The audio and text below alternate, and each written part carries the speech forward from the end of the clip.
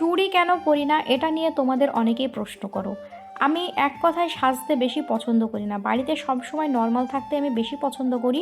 হয়তো কোনো অনুষ্ঠান বাড়িতে কিংবা কোনো অনুষ্ঠানে গেলাম তখন হয়তো আমি একটু সাজুগুজু করি, কিংবা ভিডিও শ্যুটের জন্য হালকা একটু লিপস্টিক দিয়ে নিই, ব্যাস এটুকুই হচ্ছে আমার সাজগোজ।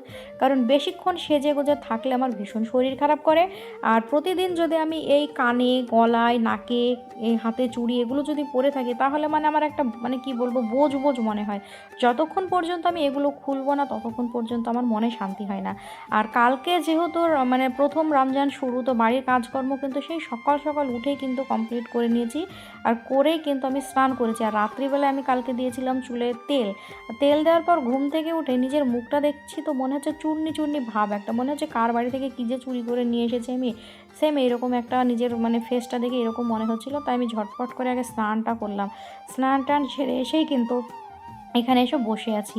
তো যাই হোক, আমি রান্নাঘরে গিয়ে এই যে এখন ম্যাগি বানাচ্ছি। আর আমরা কিন্তু সবসময় ঝোল ঝোল ম্যাগি খেতে ভীষণ পছন্দ করি।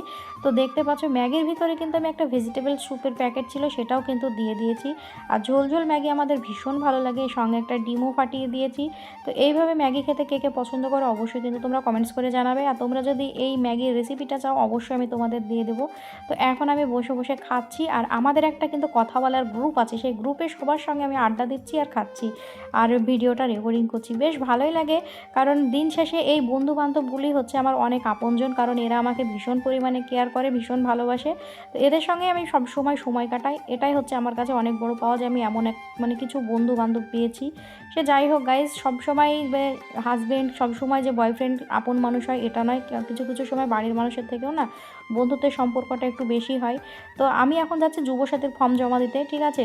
তো এখনও পর্যন্ত আমি ফর্মটা নিইনি। তো এই যে আমি সাজুগুজু করে বেরিয়ে পড়ছি। দেখো তোমাদের তো আমি বললাম আমি সাজতে একদমই বেশি পছন্দ করি। তো বলো কে কোনটা ফর্ম ফিল আপ করলে, যুবসাথী না লক্ষ্মী ভাণ্ডার? তো আমি যেহেতু যুবসাথী ফর্মটা ফিল আপ করলাম, তো চলো প্রথমে আমাকে কিছু জেরক্স করতে হবে। তাই দাদা ভাইয়ের দোকানে আমি চলে এসেছি জেরক্স করার জন্য।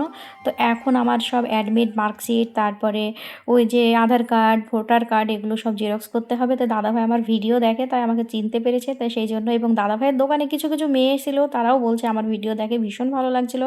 তো এই যে ফাইনালি আমি লাইনে দাঁড়িয়ে ফর্ম টর্ম নিয়ে চলে আসলাম এখন ফর্ম ফিল আপ করার জন্য। তো এখানে আমার কিছু বান্ধবী আছে এবং আমার যারা ভিডিও দেখে কিছু কিছু মানুষের সঙ্গেও আমার এখানে দেখা হয়েছে। তো অনেক অনেক মানুষ এসে আমাকে জড়িয়ে ধরো, তোমরা যখন আমার সঙ্গে বাইরে কথা বলো ভীষণ ভালো লাগে।